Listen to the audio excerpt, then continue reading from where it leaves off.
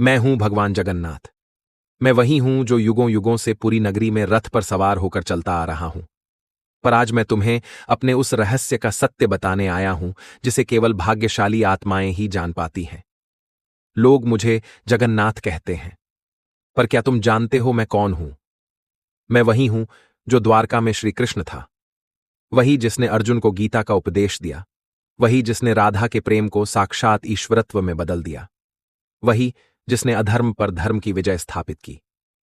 जब द्वारका का अंत हुआ, मेरा पार्थिव शरीर समुद्र में प्रवाहित कर दिया गया, पर मेरा हृदय, मेरा चेतन तत्व नष्ट नहीं हुआ। वह दिव्य ऊर्जा और ज्वलंत आत्मा समुद्र में एक पवित्र काष्ठ के रूप में प्रकट हुई और बहते बहते पुरी के तट पर पहुंची।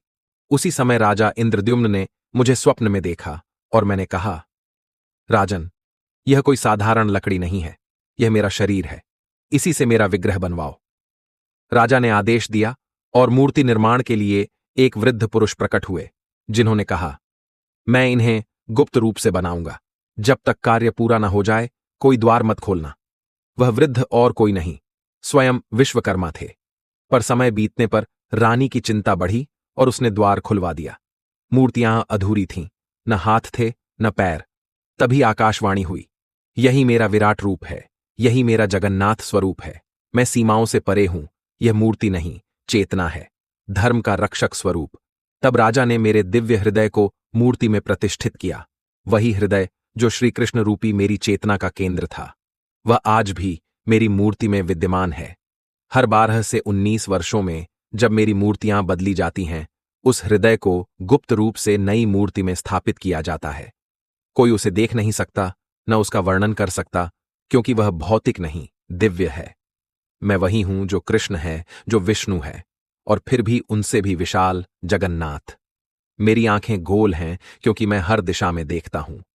मेरा रंग काला है क्योंकि मैं संपूर्ण ब्रह्मांड का मूल स्रोत हूं। मैं रथ पर सवार होता हूं, पर वह केवल यात्रा नहीं होती, वह मेरे भक्तों के हृदयों तक पहुंचने का माध्यम होती है। रथ यात्रा केवल उत्सव नहीं, यह संकेत है कि जब जब धर्म डगमगाता है, मैं स्वयं रथ लेकर चल पड़ता हूं।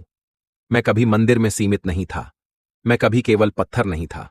मैं वह चेतना हूं जो समय की हर धारा में धर्म का रक्षक बनकर प्रवाहित होती रही है। मैं वही हूं जो कभी कृष्ण था, फिर चेतना बना और आज जगन्नाथ बनकर भक्तों के पास आता हूं।